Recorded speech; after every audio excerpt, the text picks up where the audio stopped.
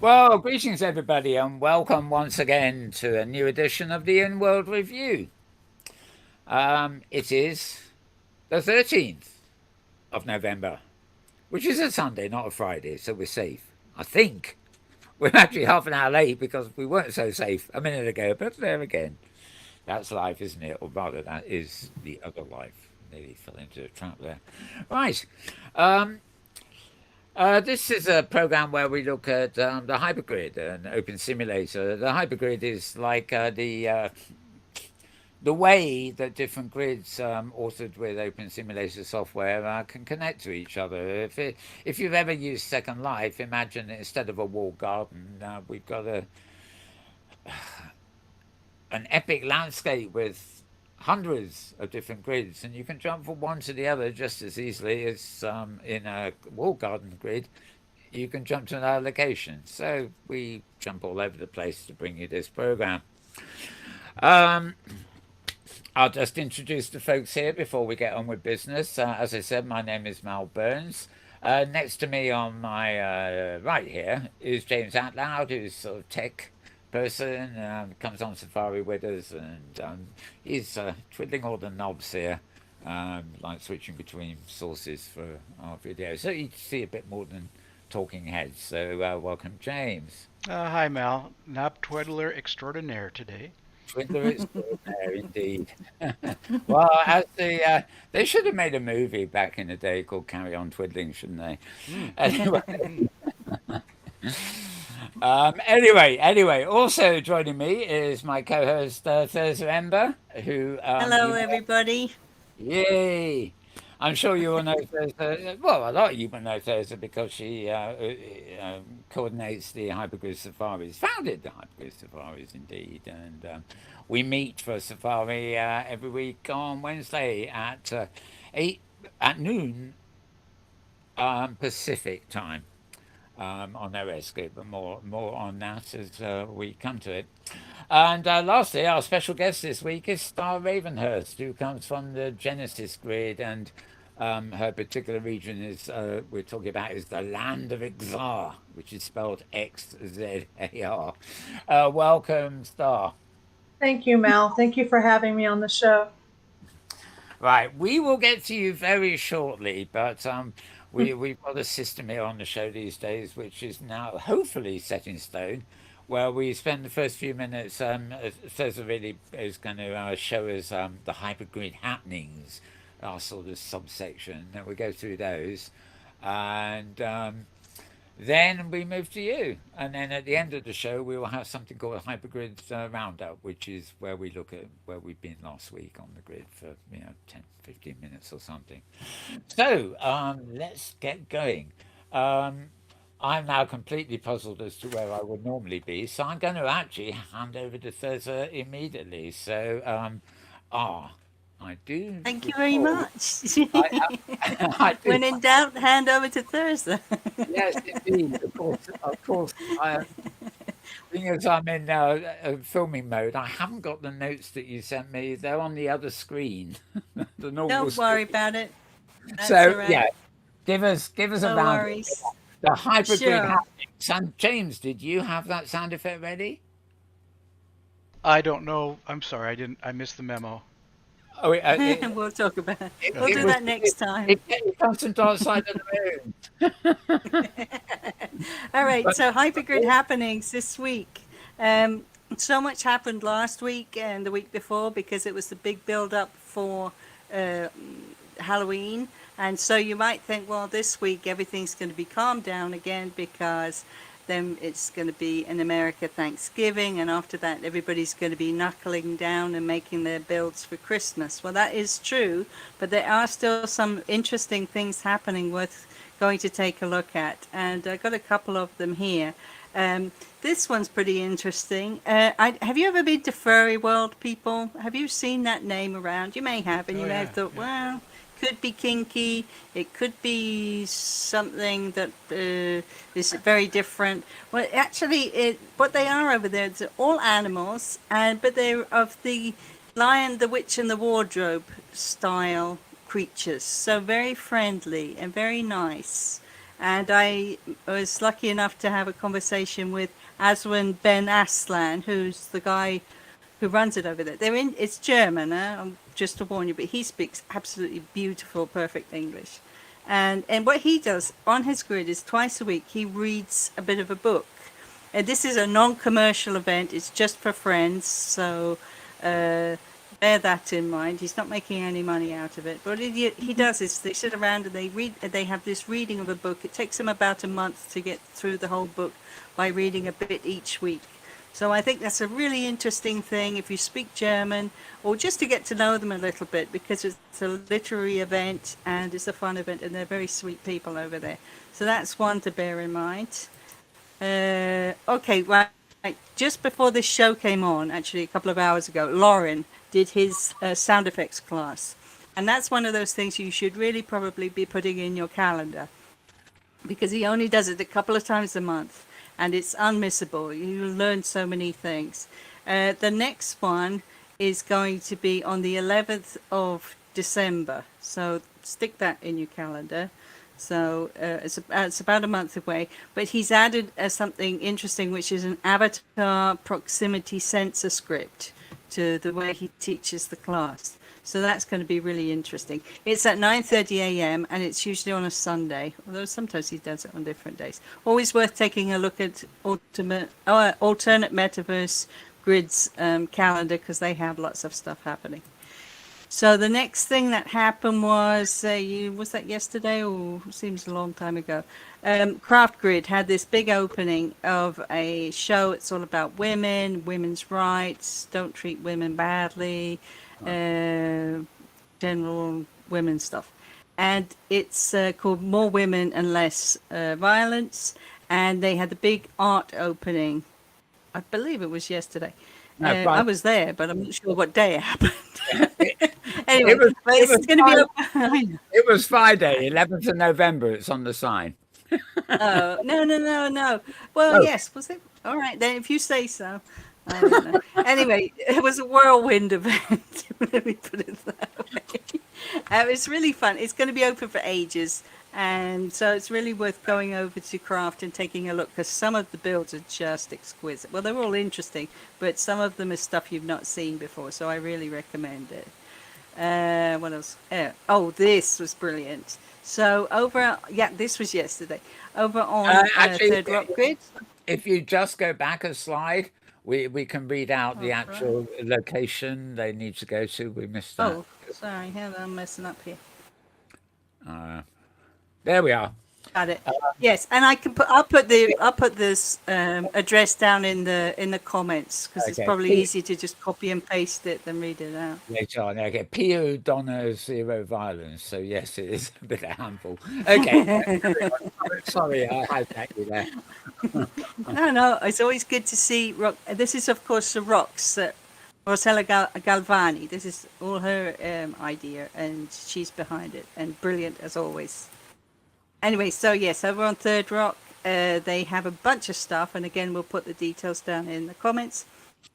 And they had this wonderful lady who gave a talk about the evolution of humans and where it might go in the future. So there were a bunch of people there. If you missed it, they have so many other things happening. Poison Too Cool, who's the lady over there who is sort of organizes most of the stuff, she pointed out that they have two Star Trek inspired role plays going on. On a Tuesday they have Starfleet Boogie, which anybody can go to, and then they have what they call mind meld brainstorming sessions, which sounds pretty interesting. And they have a creative writing group over there, and of course then they have this lecture series. That's the next one. I think she said is they're hoping to do something in January, so loads of stuff happening there. Anybody's invited if they want to come along. Just because it's role play doesn't mean you have to necessarily join the role play, but you can go and see if it's something you're interested in, and go when they have the dance and so forth. Next up, Blah Blah Blah, which we love. Our lovely Sophie Jano, who she organises this magazine, which is mostly about alternate metaverse grid, but it's fascinating. Always a very colourful read, beautiful thing. And that that's it for this week. There's going to be lots more because as we do the build up for Christmas, people will be beginning to open various expos and hunts and stuff like that. So if you have an event that's coming up in the next few weeks that you would like us to advertise on the show, please let us know. Contact us in World or on social media, and we'll be happy to include you in the Hypergrid happenings. Wonderful. I think we ought to have an applause for that. Oh. Okay, well, we do have an applause somewhere, but it didn't sound like. Okay, it didn't work this week. I need to get it into the right format, but this is the Blah Blah Ma magazine that Taz has just been talking about. We've only got a. Hang on a second. Could probably do a bit about it live as long as I get it right. No, we can't. Okay. Anyway, this is a little preview of the top 2/3 of the page of the blah blah blah thingamajig. There we are. Now we've got the top half. Anyway, it's a nice colourful thing that's published at issue, of course. So it's obviously authored as a sort of PDF and then turned into a flipboard thing. So nice stuff. And again, we'll probably put the link to this in the comments so that people can look it up for themselves and enjoy. Good old Sophie, that's another great episode that she's done, another great edition of her magazine. Yeah, for sure. Okay, so back on that. Right, okay, so we're all done with that, and time to bring you back into the conversation, Star. I have a live feed, believe it or not. This isn't a pre-record, it's actually a live feed from another avatar who's in your grid at the moment. Wonder who that could be. And let's just check where our camera's working fine. Yes, there it is. So this is, you're on Genesis grid, and of course this is Land of Zar. So maybe you'd like to sort of tell us a bit about it, and as best you can, I can maybe follow any instructions you have for me to come around while you're talking.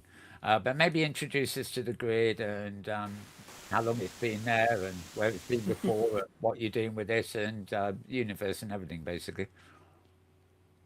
Well, this is the 5th time building Land of Zar. Things just keep going wrong, and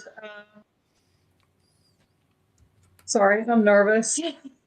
I'll let Thursday chat with you a bit until I've got used to moving with the camera here. I'm looking at this. Yes.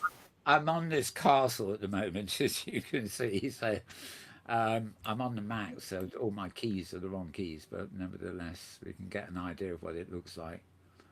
So really, the charming thing is that, Star, what you did is you came up with a concept, didn't you, that you wanted to express in these builds. So there's a huge story behind this. This isn't just random castles being built, is it? Tell us how you came up with that idea. Well, I wrote a book, and years ago, and this is the visualization. And eventually, I hope to have a quest in place so that visitors can come and they can discover the story visually and immersively themselves. And Fabulous. so that's the basic idea. And Land of Zar has been in my heart, my mind, literally my soul, most of my adult life. And this is a visual telling of it. And and it's a beautiful landscape. And I think nature is very much part of your theme, isn't it? The nature overcoming the stresses of war and bad things that happen, nature fighting back. Is that true? Yes. This is about 1,000 years into the future, after an apocalypse happened to the world, the planet, and a lot of time has passed, and a lot of knowledge has been lost. in that their history. The people don't really know any, ancient history because so much was lost. And the world was reborn, and out of everything, a bad guy. There's always a bad guy in the Isn't story, there always? Oh, Yeah. right. and someone who wants power and wants to rule over others. And in my story, his name is Hadian, and I try to make him as evil as I possibly could, and scary. And um, then, of course, we have the hero, and he's actually transported from present time, and he thinks he's on another planet. It's like an Alice in Wonderland sort of dive into unreality. That's And a great concept. I love it. and people have had like this myth that they've known about, pass on to one generation to the next, that a chosen one will come, and he will save them all. And but when he arrives, he's like, I'm nobody. You're pinning your hopes on the wrong person. I don't know how I got here. All I know is I want to go home. And so yeah, that's basically about that. That's basically what the story about is, that he's the hero that has come to save the people and to defeat Hadian, and he has to go on this journey. And of course, he makes some friends along the way, and discover what he needs to do to overcome the bad guy and defeat him once and for all, and save everyone from this horrible person. And I And can see why along the you. I way, can see that's perfect for a 3D build, isn't it? Really, because it's such a. I can imagine that as you're building it, you're imagining the story, and it's yes, fantastic that you've managed to combine the sort of the visual side of it with the words in your head. That's you can brilliant. you can see the big construction thing on the screen. I made it real big so people are aware that just because you see it there doesn't mean it's going to stay there. This is an undeveloped. From the previous grid, I did like a drag and select, and to get groups of areas of stuff, and then plopped it down here because I know that these items are going to be used in the build. But I've only been on this grid about 29 days, and this is what I've accomplished in 29 days. And that area, the landscaping and everything of it is too detailed for me to rush it. So I left that alone, and I developed areas that were a lot easier, like the town. We're looking at the town. Most of the buildings in the town are my own builds from other mini grids, like that motel right there, and that was done. Oh my goodness, 5 grids ago. Wow. That is And an interesting expression. the cathedral right there was done several grids ago. Of course, I've worked on it. I've worked on everything. I'm always, because my skills are getting better and I see my mistakes. And I'm like, oh, I got to go fix that.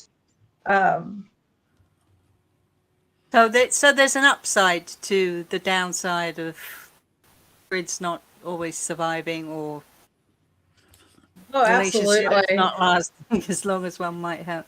That's interesting. Yeah. Well, every time you have to rebuild something, it just gets better, I think. I mean, your skills. I mean, you can't help but improve your skills as you go along. And I'm by no means, the best builder. I'm still learning, but I do believe that I'm getting better. And Well, I think it looks fabulous. I can't wait to visit it properly. It's very and that's the hospital.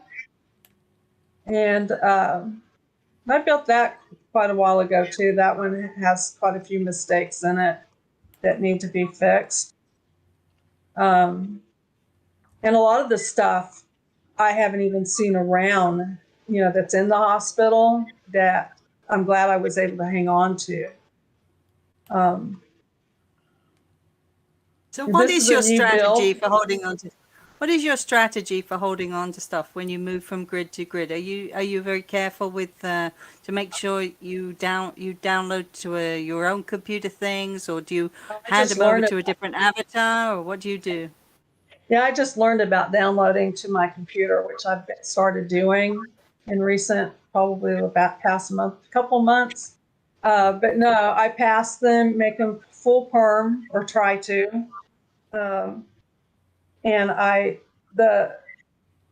moved a lot to the Dynamics grid, and thank goodness I did, because when Asgard, where a lot of my inventory went down, it got hacked. We lost everything. And if I had not have had all my builds and everything on the Dynamics grid, I would have lost everything. I even had my stuff stored on the OS grid and lost everything.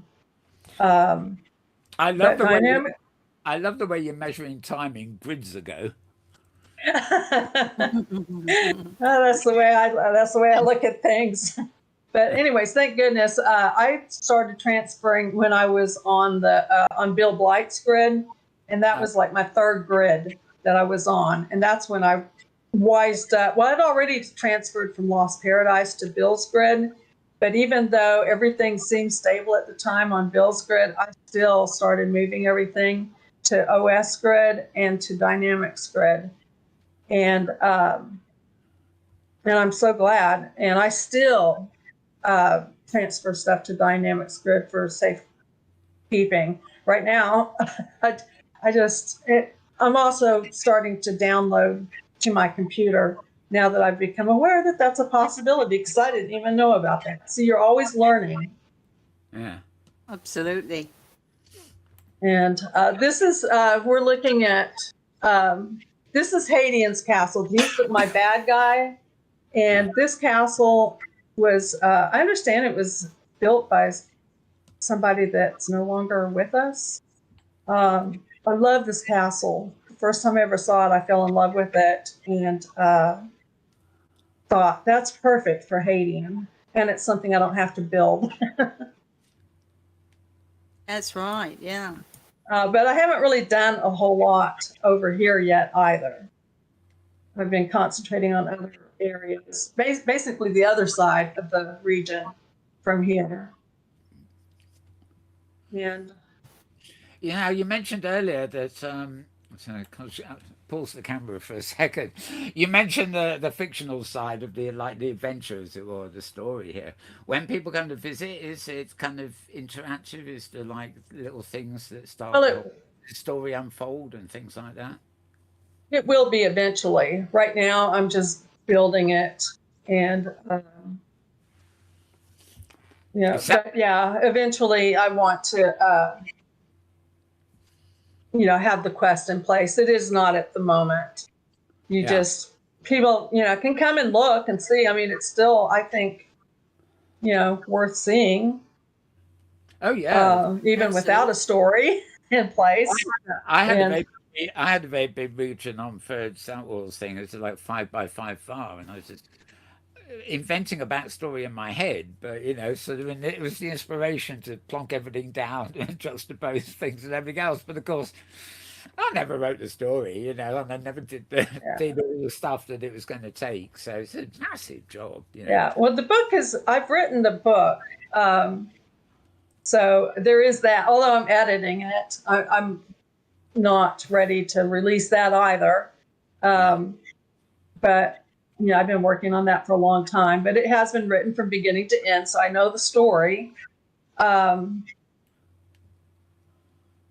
It takes time to get first I have to build it, and then I think I can start. I'm not even sure how I'm going to do it. If it's going to be, definitely note cards will have to be involved. Yeah. Scripting. Any good scripters out there? I could use your help probably. Um,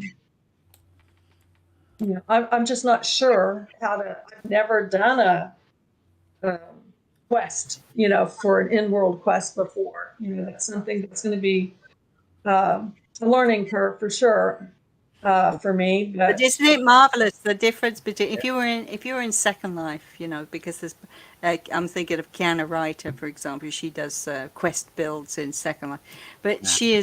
it's always a rush. You've got to get it done.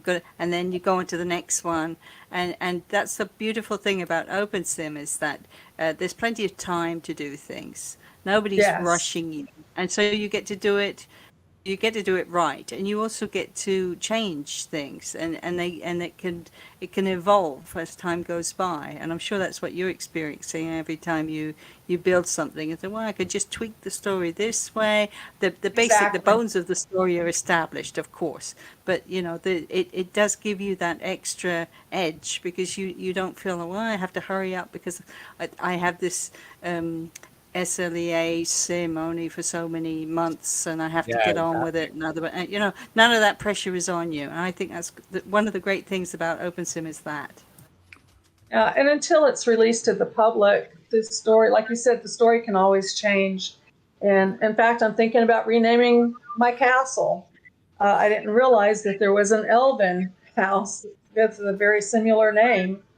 It's But I funny. named that castle about 3 years ago. I don't know when they built that elven Yeah. house, but they have a very similar name. And that was pointed out to me. And I'm like, I don't know. I named the castle, long time ago. But I'm thinking about changing the name for that very reason. And I can. Something I did Yeah. when I was experimenting with this kind of thing is you mentioned note cards and stuff. When I was concocting this sort of vague epical story, I had a lot of regions to play with. So I would hide, or with maybe a clue or something, note cards in locations. And when people found the note Yes. card and read it, they actually got a short story, very short story, which was a historical anecdote. For example, they'd be in a garden or something, but the story will reveal that 500 years earlier it was a mud flat where there'd been a great big battle or something. And Oh, that's the thing was, the note card would be self-contained, but it would contain little things like characters or locations that allowed you, when you found another note card, it was as you collected these short stories, you began to realize that they made up a much bigger story yes. at different points in time. So, but it was so easy to do it in a way. Well, it wasn't easy to do it. I tell a lie, but it was easier than it might have been because at any given time, I was only bothered about writing one backstory that was passed, and I wasn't worried about how I tied into the rest of it. That came of its own accord. It's like having loads of chapters lying around and then putting them into something complete later, but intricately tied as you were doing with the environment you're building. So, and I had I know dragon. I I had a know Star has some great pictures to show us as well, because yeah. she has her own backstory, which is the dramatic many moves from grid to grid. So I'm really I looking was forward to thinking seeing about that. that. Okay, well, let's pause this. And if you want to go to your slideshow, we showed you how to operate it there. Oh, yeah, there's your first one. Okay, Yeah. This give is it, the, I'll give it a second for James to get the camera on that different slideshow. And yeah, tell us about the pictures. Yeah. yeah, well, that's me, obviously. This is the landing point. And I'm I'm probably going to go ahead and open it to the public within the next day or so. I think enough of the build has been done, to allow visitors. And who knows, maybe somebody would be interested in, watching the growth, as I build it. Um, I'm even willing to help anyone that wants to learn how to build. So, yeah, I think I'm going to go ahead and open it up. And, anyways, this is where they will land. And there's, you can't see it in the picture, but there's a little mushroom that they can click on to get a note card that basically gives a summary of the Land of Czar and what it's about. And this little sign, you can't see it because it's a picture, but it spins and says this way, that way. And those are, scattered throughout the region because there's different ways that you can go. I love the tree. I love the tree in the background there. It looks like it's got big Yeah. it actually. Beautiful. Yeah, that's pretty cool. I don't know where I got it. Picked it up from somewhere. I do a lot of my own building, but I also utilize other people's creations. Yeah. There's so much talent in real. opensim.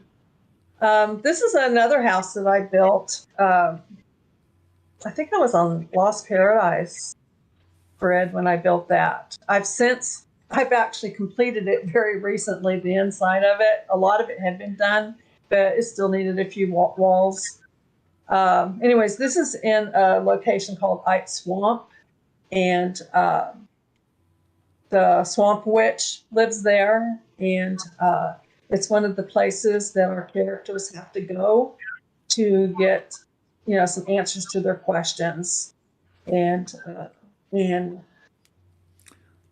I'm not sure how that's going to work, but it's when you do visit the grid, you definitely need to have your sound on, because I love sound and using all the senses. And like you open the door and there's an ominous sound that happens, and there's different sounds throughout the house, and of course environmental sounds. I just found the same location on the video screen there, of course, and Oh yeah, look at that. I'm looking at all the birds flashing around there. I haven't got sound Yeah. while I'm filming, but I wonder if there's sound for the birds. You can just imagine it. But Yeah, something very good. else. Something else. When I was looking at this region there's the other day, I would say, we forget when, we were noting the fact that the contour, all the water you've got here and the contours of it and stuff, it looks like you've put an awful lot of work into sort of carving out the path of the river, I suppose. The terraforming. Yeah, I'm getting better at that. I love terraforming, and I look at it. I pretend to be an artist in real life, and so I look at it kind of like sculpture and painting. This is just another form of art to me. Building this world and carving out the land and sculpting it, and so yeah, I'm definitely terraforming. Do you work from the sky a lot? That's something I used to do. When it came to terraforming, I used to zoom right out into the sky with a camera and then think of the land as a map. And I'd used to carve things out or dump mountains or mesh mountains or things like that around. And then it's definitely map based. Yeah. And then the funny thing was, doing it that way, you sometimes go down to the ground to sort of modify things, and then you get totally lost, because what you've been building in that grand view, so to speak, is an unknown land when you actually get down to earth and walk around it. And well, I just find that is kind of fascinating. It means you're exploring. You're exploring as you're creating. Yeah, well, I do. I'm constantly looking at it from all directions. I go down to, like you said, ground level with my camera to make sure things aren't floating in the air. Yeah. Like yesterday, there's a farm in another parcel. It's called Dragonspire, and it's farmland, and I don't know, 40 head of cattle, and half of them were floating when I got down to ground level. And sometimes I think I'm too detail oriented, because I do look at that, and I do go down to the ground and make sure my flowers aren't floating. Absolutely. I'm sure y'all are aware that that happens if you don't pay attention. And If you're not aware, then it probably is happening even more. anyway, I think it happens to all of us. Yeah. this is another recent build, and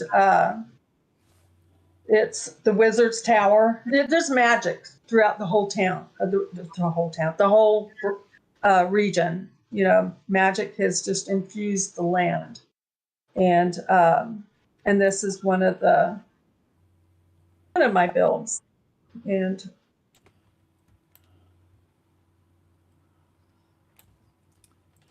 So doing a double take, I think I'm coming into the right one. yes, it is. It's Yeah. getting In pretty my good picture, at it looks this. so much. It looks skinnier on yours. It does. I think our haste to minimise the window and stuff, it might have distorted the whole. Yeah, it's close enough anyway. Yes, that's It's true. beautiful. Anyways, Yeah. Oh, it's almost the same shot. so anyways, there's that. This is the farm I was talking about. This is a recent build too, very recent build, and I was inspired. You know, other creators inspire me so much. There's so much talent out there, and I learn from them. They don't know it, but a lot of them have taught me. You know, because I look at their builds and what they've done, and a lot of times I'll tear it apart, or I'll try to replicate it myself. And this build, even though it's very different, was inspired by a build by a Second Life creator called Kismet. I'm sure y'all have heard of that person. I'm not sure if I'm saying the name right. Kismet, Kismet. Yep. Anyways, he did a build very similar to this. And I loved it so much. And I could have used his build, but I'm pretty sure that it's copy botted. So I didn't want to do that. And so I'm like, well, I'm going to build my own. And this is the result. And I looked at what he did, like that little round garden thing. I learned how to do that by looking at how he did it. And of course, using my own crims, my own textures, and so forth. And,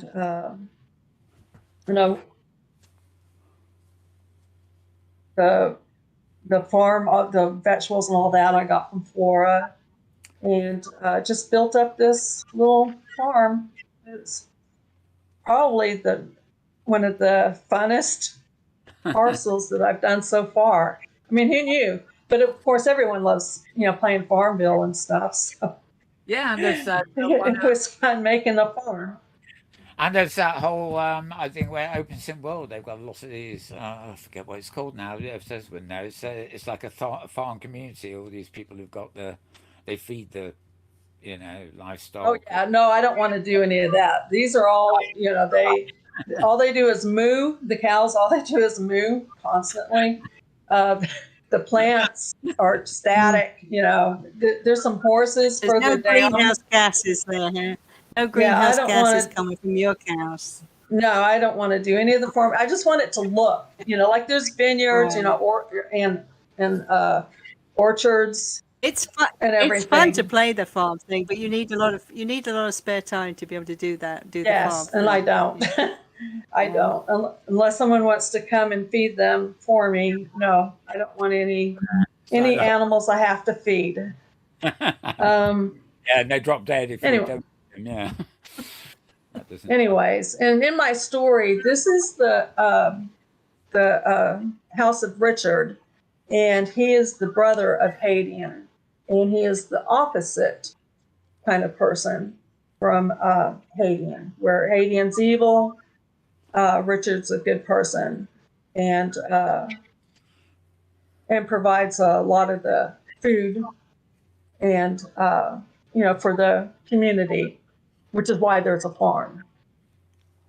Anyway, and this is another view, and I took this picture because it shows all the builds that I did for this parcel, like the gatehouse, and then the garden, and then the house. and then that lighthouse back there. All of these are like I've built them within the past couple of months, and then the barn back there. Yeah, I like that Still symmetrical. working on the landscaping. The landscape, nothing anywhere is complete, but I've done the best I could. And what I've had the place about 29 days, but I really didn't start building within the last 2 weeks, I'd say. So, what's your story, Star? How did you get started in virtual worlds? By accident. I don't know. I discovered Second Life. I'd heard about it, and I decided to check it out, and I was just absolutely fascinated. Um, I spent probably 6 months just exploring from one place to the next, and I was inspired to do something myself, and so I got some land, and I did rental housing for about 3 years, and then it just turned out to be just too much work. I mean, people would act like if their bed stopped working, because I furnished, if their bed didn't work, it was like they had water all over their thing. I mean, it was annoying being a landlord after a while. At Yeah, first it was too close fun. to real life. Yeah, Well, I also dealing with had idiots. like 80 apartments. I had a bunch of cottages, and it was big. And it was almost always full. So, but anyways, from there, I didn't do anything except for I have a furniture store. I started building furniture and decor. I'm on the marketplace. It's called Needed Things. And then a friend of mine introduced me to opensim, and he barely understood it himself. A friend of his showed it to him, so he showed it to me. Had me create this avatar, and on Sim Valley, and said the guy's giving away free land, free regions. I'm like, for real? All he had to do was say free region. I was there. And anyway, so that's how that all started. And unfortunately, the first two grids that I was on, the owners passed. And then the third grid I was on, the owner, due to personal reasons, closed down the grid after. It was a good grid, and he was a great owner, and made a lot of friends there. Loved that grid, and I completed Landazor on that grid. Well, not completed as far as the build itself. The quest I was still working on, and I was a member of a writing group on that grid, and had to shut it down. And then I wasn't on a grid except for I had an avatar in OS grid and Dynamics, but I didn't have anything of my own until I met Thor. And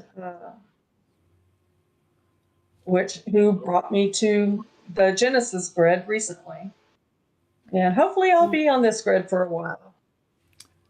I hope so too. It looks like a great place. Yeah, fingers crossed. The way it sounds like you've had a bit of shuffling. The Genesis grid, it's one of the co-owners is my friend, and her daughter, and it's a stable group of people. So it's not like you're just with strangers. You're with people that you know well. That's always a good thing, because there's a good relationship, and you can also take the temperature of what's happening in their real lives. So if something is about to happen, at least you have some warning. If you're friendly with them on a personal basis, I mean that can happen on any grid. Can crash, or it can be closed down for so many different reasons. You just really, all you want is a little bit of notice, a little bit of time to prepare yourself so that you can move on if you have to. I mean, it can happen anywhere, really. No grid is immune from problems. But when you don't know the grid owners very well, and you don't understand what's going on in their lives, it's can be very tricky when they suddenly say, "Well, sorry guys, it's over. You know, Yeah. that's always it's a great disappointment. And but you seem to have bounced back from these things so well. I mean, I've got to say, Oh, thank you. it's a fantastic job. As a lot of other people would have said, "Well, yeah, that's enough. I'll give up now." But it looks like your story is so much part of yourself that it works as a sort of a life preserver in virtual sense, because it keeps you floating, keeps you going ahead. You're not going to give up on this idea, and I think that's wonderful. No, I won't. I'm just clicking through the slides. We've already visited Elron. Uh, this bridge, I try to build all my own bridges because I like building bridges. I like building bridges, fireplaces. I just love building. And every time I build something, I learn more. This is a cave that I'm working on, and I've terraformed the ground around it, and then I plunked some rocks on top to close it off. But the sides of the cave are, the actual ground. I'm not using, rocks. I'm not saying I won't put rocks in there, but the rocks are not building the cave, the land itself and whatever I decide to put in there. I am putting in a teleport system, and that's what you see there. The green and yellow lights is a teleporter. All right. Because the region, it's pretty big. And for people that are just wanting to visit, which at this point, there's no story for them to try to figure out in place yet. So, if they want to teleport, there's that available in certain locations. In fact, I have something up in the sky that you have to teleport to. Something I've always missed in opensim, or Second Life or anywhere that uses this engine, is the ability to literally bore a hole in the landscape. So you make a hill Yes. and then be able to bore a tunnel into it. You can't do it. You've got to make it somehow and then put it on the land. You can't go under the base level of the land. But Right. the land is actually the flat ground of an empty sim is actually a mesh. So in the same way people can carve meshes to have tunnels in them, you think that eventually there will be a way. I mean, it's not like normal terraforming, but being able to create a mesh that you would then bring in world as the whole land. But doesn't it's never been possible as far as I know. It's the one restriction I think. If you're into, I'm sure with your storytelling and things, you got a cave. You want to like exploring a dark castle. You want to be able to explore dark caves and stuff like that. But there's a chap called Joe Builder who taught me a very neat trick. Well, he did it for me very quickly, and then I copied it. But he made like a little maze kind of thing with walls and things like that, and then made sure it was high enough for people to walk around and get lost in the maze. Then he put a prim on top of it like a lid, and then terraformed over the lid. So That's a good idea.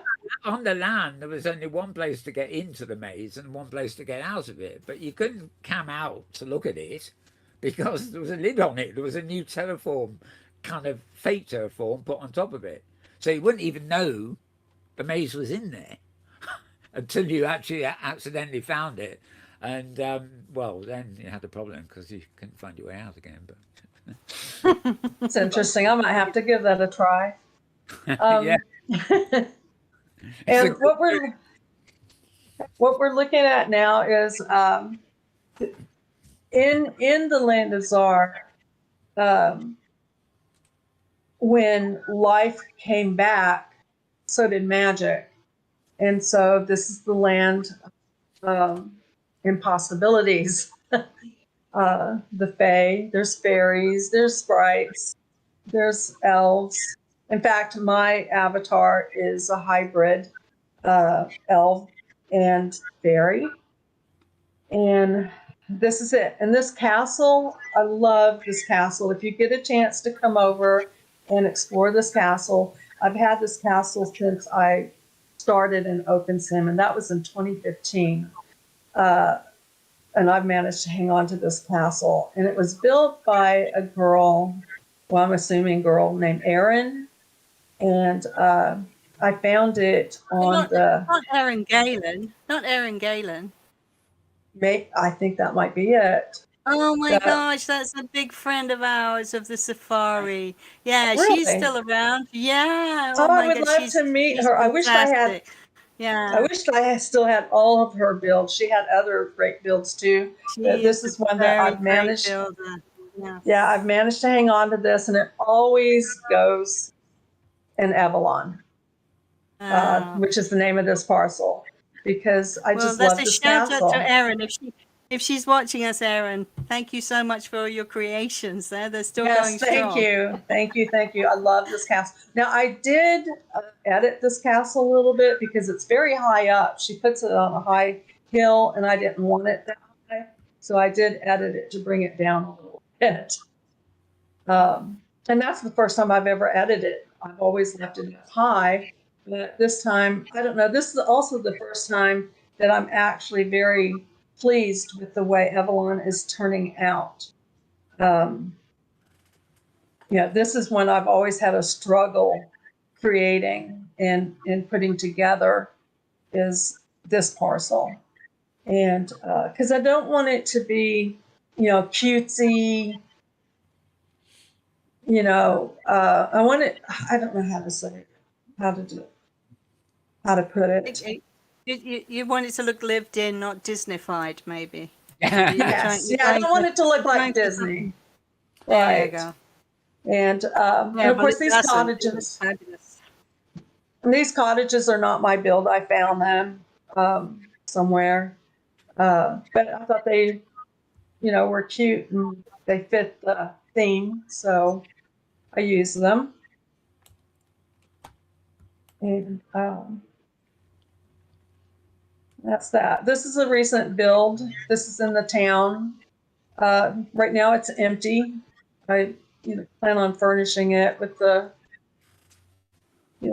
typical courthouse stuff. And I remember we, come past that Hall of Justice. this is another recent build.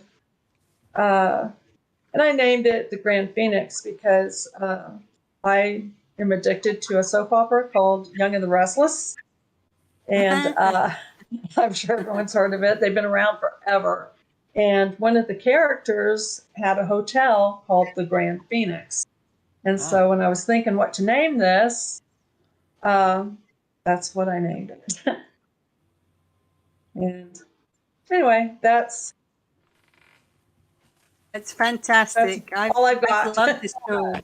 You've done a brilliant job of showing us everything, and I appreciate it. And the safari is going to be visiting your region, if I'm not wrong, in April. Is that right? We have a Yes. date with you, so you've got a few months to finish. I can slow down a little bit now. Yeah, I've been frantically building the last couple of weeks because, well, I thought I was ready. Who knew? Yeah, And right. so when I had to come over to this new grid, I've been building frantically for the last 2 weeks. And now maybe I can go visit my mother. Can I ask? Yeah, can I ask you though? Because of course now we're going to be talking about the safari trip that we took last week, which you were on, obviously. But I'm just curious to ask you. Obviously, we're now booking the safari many months in advance because there's just Yes. so many people. Is that for you a bad thing or a good thing? That you were proposed a date that's so far in the future. Did you think, well, that's too far away, I can't commit to that, or did you feel like it was less stress on you because you have plenty of time to build? Well, at the time that I booked that with you, I was so close and to being finished. And so, yeah, it was a little disappointing that it wasn't going to be sooner. But then when things happened that happened, and I ended up on another grid, now I'm so thankful it's so far in advance because And I think this is turning out to be a much better build.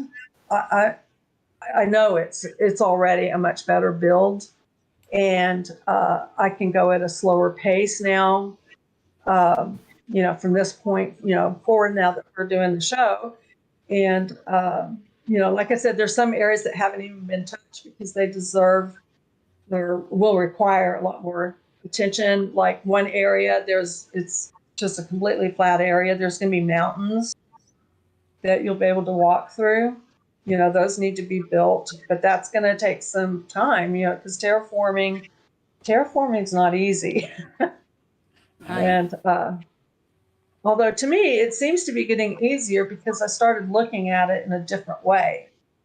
And once I started looking at it, like carving out the land, like sculpture, like that area right there needs to be terraformed more. Even throughout the region, there's areas that I still want to go back and, smooth out or whatever. The forever tweaking. Yes. Well, Tell me when like everybody else on the planet, really. I mean, the period when you've been in lockdown and things. Did you find that was in that period of time? Did you find having having this land and this world to build? Did you do more of it then? Was it a kind of no. During lockdown, when I was visiting my daughter a few states away, I was only supposed to be gone a week, and then COVID hit, and I ended up being there for 2 months. And at that time, I was really into playing The Sims 4, and I was doing YouTube videos and trying to get a YouTube channel going with The Sims. Unfortunately, that niche is there's so many people. It's hard to really get going. Right. At least it wasn't a Twitter account you started. So, no, I was more into playing Sims. I've only been back into opensim probably, I don't know, within this past year. Oh, right. So I recent. wasn't really in much. I mean, I didn't really have a place. And so I'd come on every now and then, but I wasn't really into it until I'd say the past year. I came back to opensim, and it's been full speed ahead. Great. Well, thank you so Yeah. much for the tour. It's been really interesting. Fabulous, fabulous If you- pictures, and well done, Mal, for doing all that live filming. That's Yes. the first time I think we've done that on the show, and I thought you did a Yeah. fantastic job. Yeah, unfortunately, it was distracting me. I didn't know whether I was interviewing Star or operating a camera. It's a bit multitasking was not possible in my mind. But yeah, well, hopefully you can stay with us, Star, because we're now going to have a look at our new section called I forgot what it's called. Safari Roundup. That's what it's called. Which we've got a slide for that, haven't we? But we're going to actually look to some of the film from Safari. It wasn't actually that much this week, but you were with us, weren't you? Of course. So I love Safari. yeah. I wish I would have started coming a lot sooner, but now that I've started, y'all are stuck with me. I'm gonna put that live feed away because it's probably jamming up this computer. It doesn't want to Well, quit. thank you, Mel and Thursa and Yeah. Jane, so much for having me on the show. Yeah. Yeah. Well, we'll carry on talking for a few minutes unless you're dying to rush off or anything. I'm going to hand over to Furza. She's got the title screen, haven't you, to put up and I do. sort Let me of see if I can find it. introduce this week's. Yeah, there it is. There we go. Yeah. And I've got rid of what's this in the background. Yeah. So yes, this last week that was the penultimate safari. We have just one more this upcoming Wednesday, and that's the end of the season. There will be a special safari on the 11th of December for the Open Sim Community Conference, and so please come along this week to find out more about that. And we're actually going to try and do something we haven't done before, which is after next week's safari. So 2 weeks from now, we're going to meet on Safari Sim, and Mal is going to do a little roundtable event where you can talk in voice about your experiences on hypergridding in general, how much you hate it, how much you love it, what the problems are, and the good things. And that's going to be used during OpenSim Community Conference while we're actually out and about on the safari. So if you'd like to do that, that's going to be Wednesday, the 23rd of this month on the Safari Sim. So yeah, there's Luna, who I think is an old friend of yours, is she not? Star? Yes, she is. Yeah, I love Luna. So like yourself, she's moved about from grid to grid as time and circumstances have inspired Yes. her. Yeah, we've been on the first 3 grids that I was on. Luna was on as well. We went to see her store, which was very interesting, I thought. Let's sorry, I better move to. We'll actually have a look first. I think at the yeah, here we are. Got a 6-minute film here. This was film I took in advance, so you can give us. And then I've got 2 others that we actually took on the day. So I was instructed to record this in advance, if I recall. So here we go. We'll talk over it. It's silent, which should be. Come on, move. So yes, her Luna has several different places in OpenSim, and this is on Wolf Territories grid, which is one of the biggest grids in all of OpenSim, most regions, and her store is certainly enormous, very big store, and lots of very big buildings. She builds mostly stuff that can be used for community purposes, so for a conference center or a party venue or a museum or a gallery or stuff like that, and obviously lots of small stuff as well, furniture and so forth. And we had been thinking of going over to Mobius, but there's a issue with Mobius and OS Grid, so she very kindly reorganized her plans so that we would come to see this store instead of her other thing is it's an art installation. So I thought it was a great opportunity for us to get to see all her work all in one place, because you often do see on different people's regions a piece of her architecture, but here you have it all side by side and you can really see what she's all about. And she does such a wide range of different things too, which I find very fascinating. And she's not one of those people who just sticks to one genre and that's it. She's got a lot of imagination. I remember when we had the chap from Wolf Territories on the show here, in fact, and he was raving about her. Yeah, he's a lovely guy. Yeah. He has a really nice YouTube channel with all kinds of advice in it. I often look at that. And I'll put the link in our comments. So yeah, so Luna has this shop where she obviously sells stuff also on Kitely Market. So if you're interested in buying things, this could be an opportunity for you to take home a piece of architecture, or even. Yeah, I was just going to say I moved the camera out of the shop now because I wanted to get a bit of everything here, and obviously these buildings and things like this, these are all products that she's selling as well. But I mean, it gives you, it gives you a better feel for the whole region because the shop is the centre, but a lot of these things like the castle there and this thing in the sky, these are sort of real full size. Oh, sorry. Pardon me. Live on air, sneezing.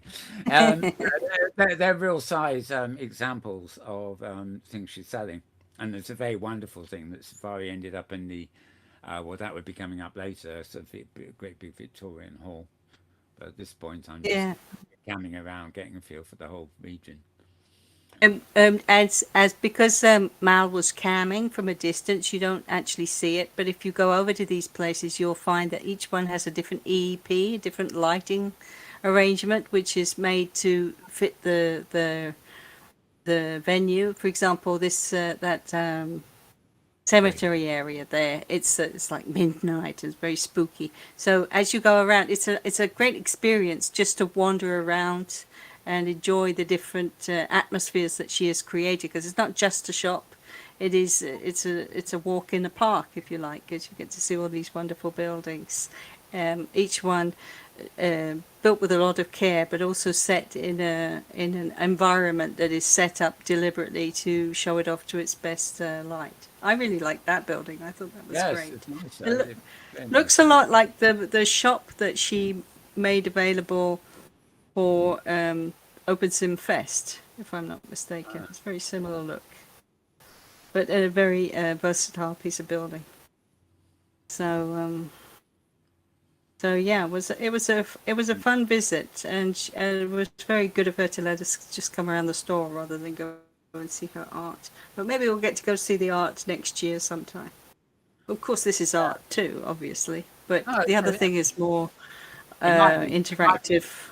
It might be something we can film if we go in as non-OS grid avatars.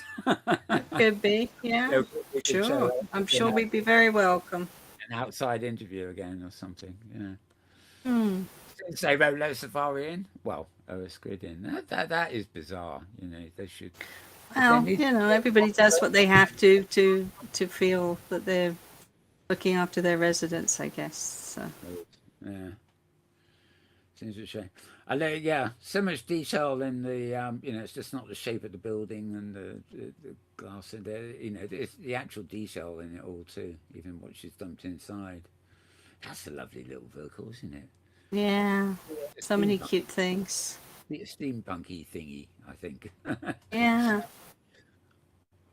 You can always tell what I like because the camera rests on it for a while.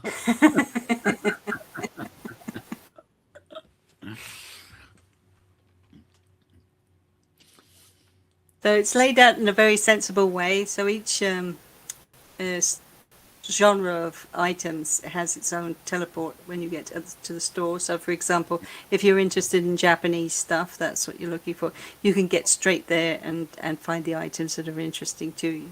But Yeah, on the other hand, you could just walk around and experience each part separately, and yeah, so it works both ways.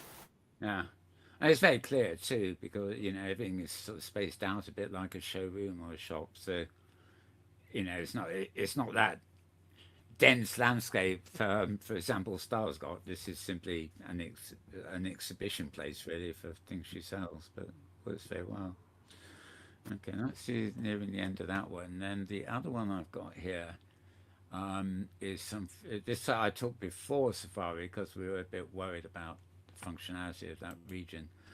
This clip is one I took while we were on a Safari, so it's a bit rough and ready, just a couple of minutes. But this is in the kind of Victorian, yeah, Victorian theme thing, wasn't it? So that basically at the end of Safari, this is where everybody sort of ended up. But most people, you're going to see them in a minute. All the regulars sitting around at the bar.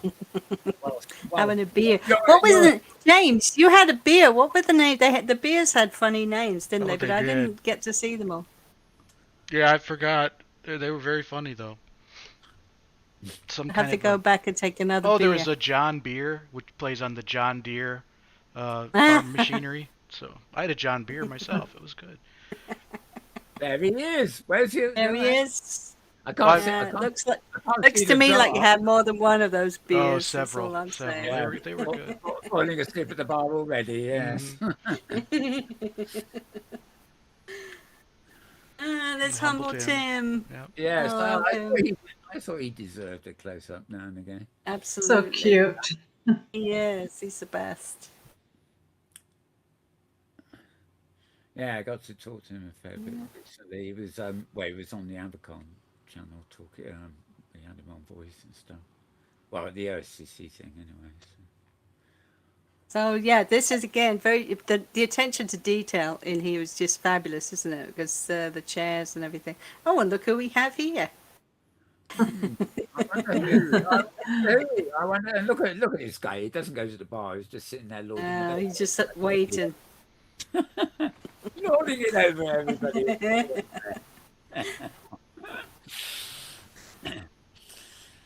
Okay, now next up is the second venue we went to, basically, and this is very strange. It's sort of a great big black box in somewhere or other, and everything's somehow squeezed into it, all the little domes and everything. And it's only 3 minutes, but it gives us an idea of what we were up to. Yeah, so again, was our first destination, which is on the German grid Sol grid, which is Rudy and Nasty Backerley's grid, and they were just so hospitable. Half the grid came out to greet us at the beginning, which was really nice.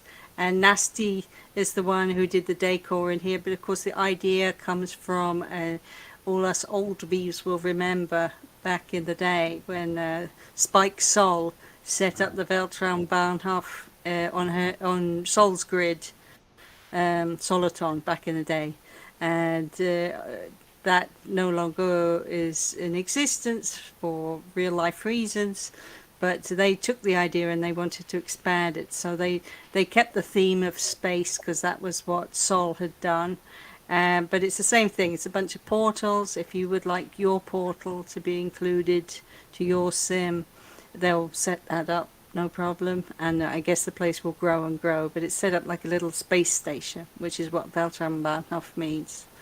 And they've got other, but you can see it's Nasty's work because her style is unmistakable. The colours, and it's all very joyous, but very practical too. Very bold. Because each dome has a different theme. So there's the freebies dome and social, pretty much similar to what Spike had done, where you can find a set of regions that you might be interested in, and it's a different approach to go there rather than just click on a website, which is also handy, but you're bound to find somewhere that you've never heard of if you go here, and perhaps a new favorite place. And here we all are, of course, near the end here, just hanging out. And I think this is the main landing where we ended up out there. Yeah, I think it was like 23 of us, weren't there, at the beginning? So the sim stood up pretty well to the arrival of all of us. Yeah. I see a lot of familiar faces there. Interesting aerial view. I think my camera had got stuck on the glass ceiling or something. Yeah. Had to get back down to earth quickly. Well, at least you're not zooming in on anybody's cleavage, so nobody can. Oh, maybe just a little. Oh, Nara won't mind, that's for sure. Nara will let you off. She knows you. She won't mind. Don't say that. She will not encourage it. Don't say that. Anyway, it's always curious. I wonder what Star feels about it when you see this. Everybody's in such a different style of avatar. How does that make you feel when you see all the different looks like that? I think that you can be whoever, whatever you want to be in opensim or Second Life. And you can have wings. You can have wings if you want. Yeah. I've always, since I joined opensim, when I first joined, it was hard finding good-looking avatars or good-looking anything, and but I found wings, and I'm like, I can wear wings, and I've worn wings ever since. It's lovely. In Second Life, I'm totally different. I'm a fashionista in Second Life. Mm. Yeah, it's a different world, though, isn't it? We're now looking. I'm just playing up the pictures from. We got Safari's website here. HG Safari, HGSAFARI.blogspot.com, and says it's published 2 this week. One is Moonscape, which is the first one we saw there, and Action Station, which was the grid we were just looking at on film. The nice thing you do here, of course, Cesar, is you include not always all of it, but you include quite a lot of the chat, so that people coming here can get a feel for, what people were talking about while we were actually there. Some of it a bit frivolous, sometimes a bit serious. It depends, where you are and everything. Uh, so there you are. Yeah, thank you for Use saying that. Because a lot of people do feel like they've been on the sometimes somebody will say to me, "Oh, I went on that safari," and I look at them and I think, you know what, you weren't there. I know you weren't, and you could tell what happened was Yeah.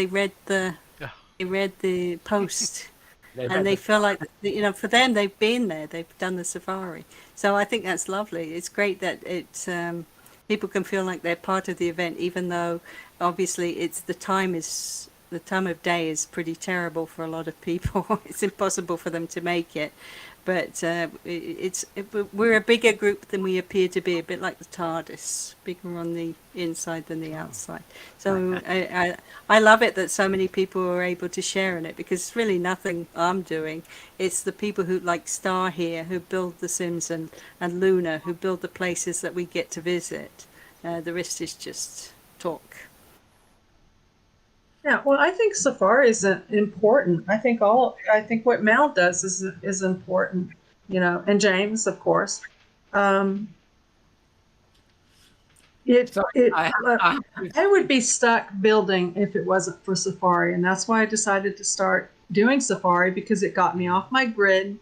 It got me exploring other people's work, which inspires me. I come back and I can do, better. And I've made some really good friends, like you guys. And that is the best thing of all, is getting to meet some wonderful, amazing people. So what you do is important. there you Thanks. are again, by the way, on that wonderful Victorian thing. So, because you're the only one with wings on this on this safari, anyway. Let me move to the other post that again says at hgsafariblogspot.com is Action Station, and this is the Soul Grid. And again, we're back on the one we just saw some film of. There's our wonderful James. I do believe, yes, there he is. And I'm not twiddling.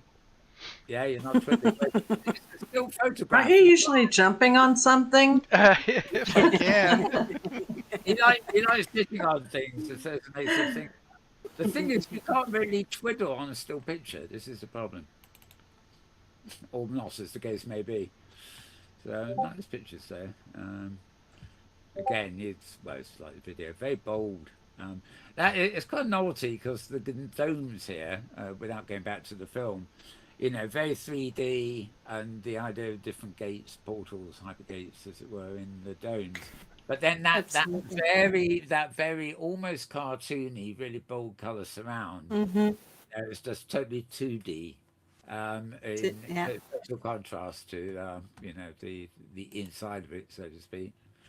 If you don't know Nasty's work, she has some Sims on Soul Grid that are just fantastic. Really exploring that grid is a reward in itself. So she's a great artist, and it's attracted a lot of very creative people over there. It's a lovely grid. I'm sure we'll be back there many, many times to see more and more of it.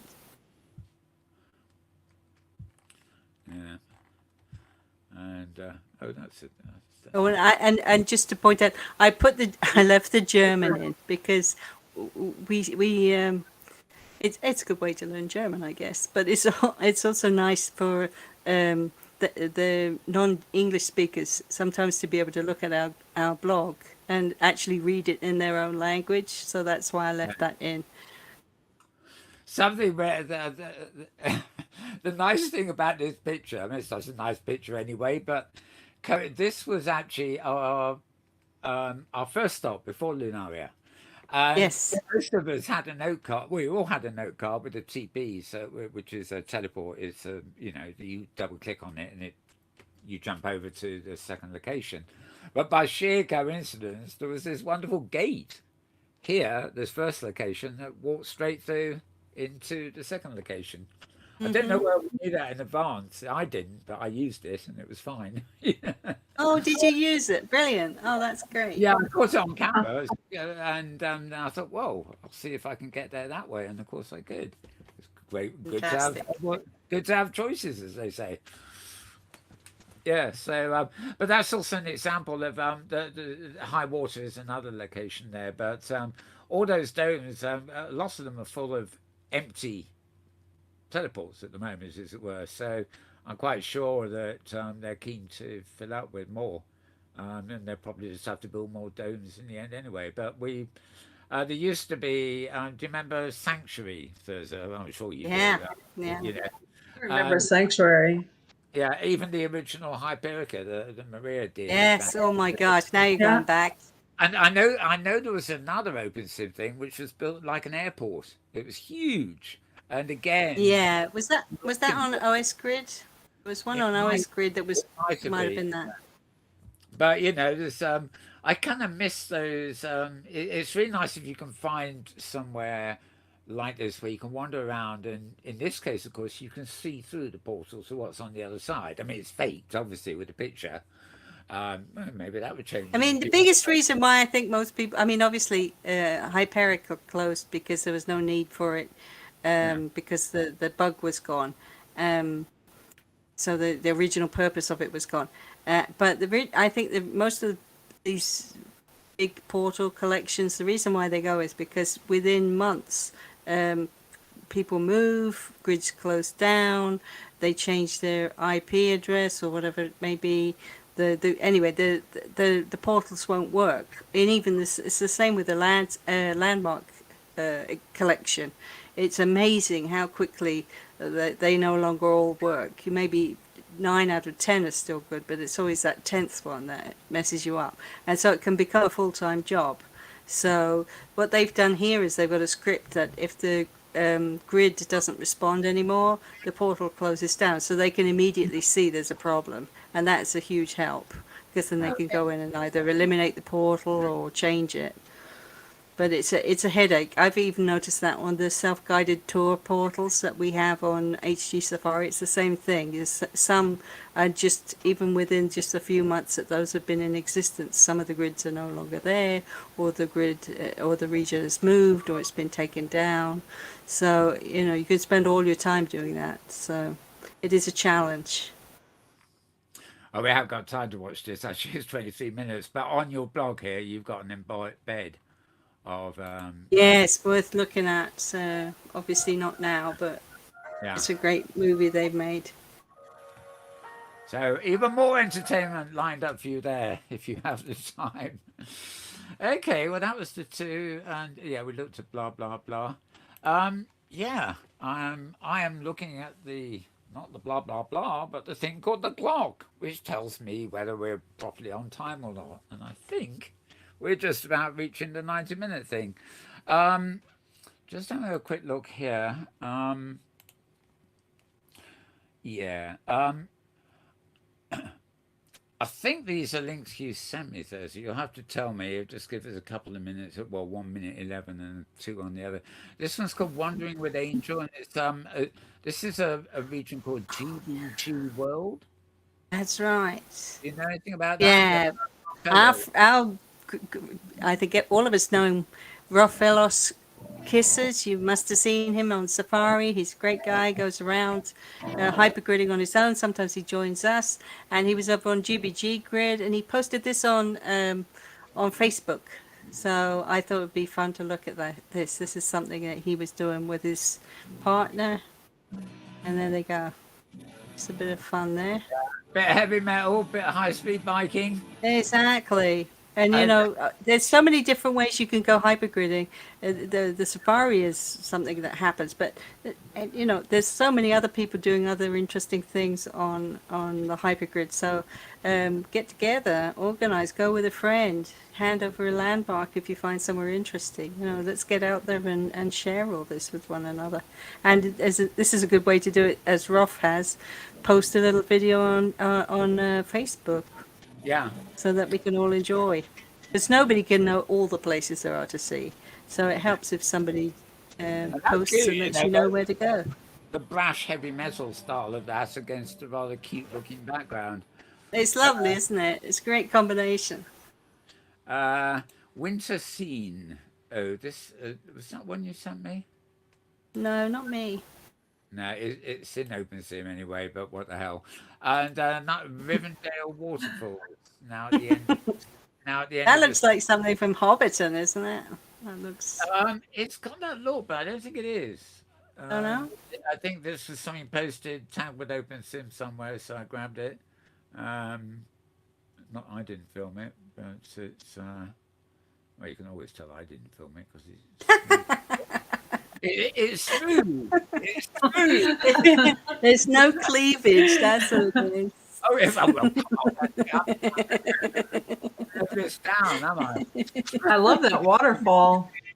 I know, it's pretty cool. Yeah, I love all this sort of I'm stuff. just saying that so that Wendy can have a drink because she's doing a drinking game on your show. So every time you zoom in on a cleavage, she gets a shot. So a shout Oh, out to Wendy. is she, Our lovely Wendy. is anybody? Is, can anybody see the chat on the channel? She's dropped a wine glass icon in the YouTube chat. Oh right. So Fantastic.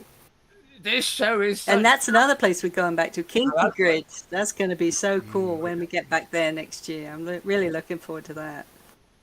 I'm just trying to Great make out. builds out there.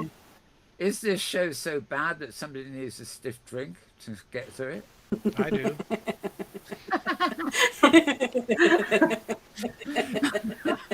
Oh, so that's what. And on that note, Now, I watch your show every week from beginning to end. Wonderful. Even Mom, we when, gotta be good today, Mom. We gotta finish on time, otherwise. yeah, we are. This is yeah. Like 1 minute left of this to go, and that's it. Except, well, what I what some people may not have noticed is that we have the Hypergrid Explorers and Creators server Discord, and you should really join up there. There's a Safari section. Safari's got its own Discord, and yeah, I mean, there are literally hundreds of people. Where I've run out of the number of people that are on the Discord for the Hypergrid. People joining all the while. That's one thing. But the other thing is, for the first time, well, the first time live this week, you've actually seen us with our sort of sections thing. This is the Safari Roundup, then we had our interview, then we had our news at the top of the show. Now, on Facebook, what I did for the first time, it was a demo, and it's bloody obviously a demo. It's got one to share something all over it. I actually did an edit of the news, which was only about 10 minutes long. It's basically after this show's published on YouTube, we chop out the news section and we post that to Facebook on our, we've got a Facebook group called Inworld Review. And much to, I didn't know this, but I know much to Thursday's surprise, it's got built-in captions. So when Thursday actually went to it, and I said, yeah, have a look at this, see if it works. So she said, oh, wow, it's got subtitles. And I didn't even know. Nobody has an excuse for not understanding what we're talking about anymore, see? Yeah. That's good. So for the moment, for those of you who want the short edition, which is probably only about 10 minutes or something at the beginning where we gave you the news, you're now going to be able to get that as a quickie video, and it'll be edited tomorrow and uploaded to Facebook. It won't be duplicated on YouTube for now because it's already on YouTube. And obviously, if you don't want to watch a whole 90-minute show, you can scroll. Yeah, there's a thing at the bottom of your screen. It's called a scroll bar. And you can stay at the beginning for the news, or you can fast forward to the interview, or you can whiz along right to the end just to see what we're doing on Safari. So it's all in your hands, so to speak, all in your control. So we can do it both ways, can't we? So yeah, we'll put in the show notes, I guess, the link you need to click to get to the Facebook group. And also a link to the Hypergrid Explorers Discord channel as well. Good, about time we did that. So I think that's about it for today. Anything else from any of you? Any comments from you, James? You're always the quiet one. Oh, I'm doing well. I You're just well. enjoying the program, enjoying the design. It's wonderful. And you got a nice comfortable seat too, I I have a take it. very comfortable seat. Yeah, Yeah, well, I've got my comfy slippers on, so I'm great. this is what really matters. You need a place I to know, I know. you need a Yep. place to rest your. Well, Star's got a place to rest her wings, sort of. Yeah. That's right. They just sort of balance quite nicely on the back of the chair, don't they? Are they comfortable, Star? When your wings are sort of resting on the top of the chair, is that a comfortable position for you? Absolutely. Okay, well, I think this is where we call it quits, so to speak. I want to thank James for all the technical stuff in the background here. Thanks, Yep. James. You're welcome. Thanks to my wonderful co-host, who I increasingly can't live without. That's Thurza Ember. Thank you, Thurza. Thank you, Mal. And thanks to our wonderful guest this week, Star Ravenhurst. Thank you, Star. Well, thank you for having me. It was It's fun. been, it's been a pleasure. And so until next week, we will be back, same time, same place next week, as it were, following this new forward. Promise we won't be much more than 90 minutes, if that, etc.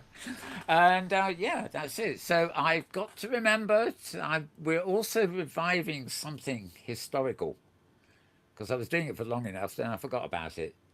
It's called this sign out bit. I want to wish you all a very good morning, a very good afternoon, a very good evening, or even a good tomorrow, depending on wherever and whenever you are. And we're out of here. Bye bye.